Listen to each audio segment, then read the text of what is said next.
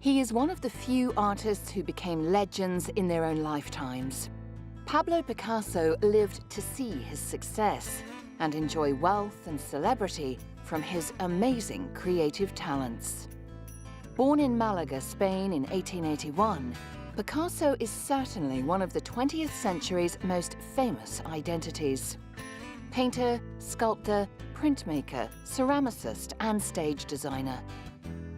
The enormous body of Picasso's work remains and guarantees that his legend will live on. His father was a professor of drawing, and it soon became apparent around the age of 10 that Pablo had an uncanny ability to draw and interpret what he saw onto the page.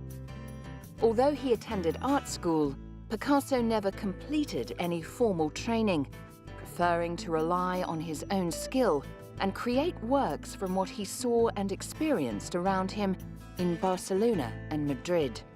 Picasso's work is so extensive that art experts separate his long career into phases. Between 1901 and 1904 was his so-called Blue Period.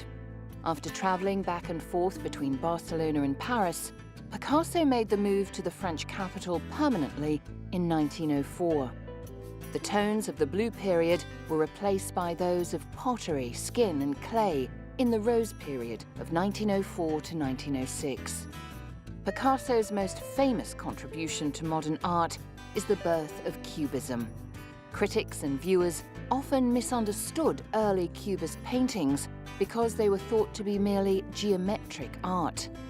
But Picasso believed he was representing a new kind of reality that broke away from Renaissance tradition. In 1937, the artist created his landmark painting Guernica, a protest against the barbaric air raid against a Basque village during the Spanish Civil War. In his early days in Paris, Picasso mixed with Henri Matisse, Ernest Hemingway, and avant-garde writer Gertrude Stein. Stein supported Picasso by purchasing his work, and her prose was influenced by his abstract paintings. He was tremendously influential. I think there's really no question that, at least for most of the 20th century, Picasso, more than any other artist, was the primary artist of influence. Inventive and prolific, Picasso's reputation as an innovator continues to influence artists of today. In a later version of Cubism called synthetic Cubism, Picasso uses several views of an object or a person shown simultaneously from a different perspective in one picture. Picasso's work was influenced by the many women in his life. Married twice and fathering 4 children, Picasso also had many affairs and took mistresses. The women often became his muses and were represented in his work. Picasso continued to make valuable contributions to art throughout his long life, but it was the invention of Cubism that secured his immortality. His later work, in a proliferation of styles from surrealist to neoclassical, shows that his artistic energy transcended any one style. There didn't seem to be any single technique or medium that could hold Picasso's seemingly endless enthusiasm. Until the end of his life, he remained amazingly prolific.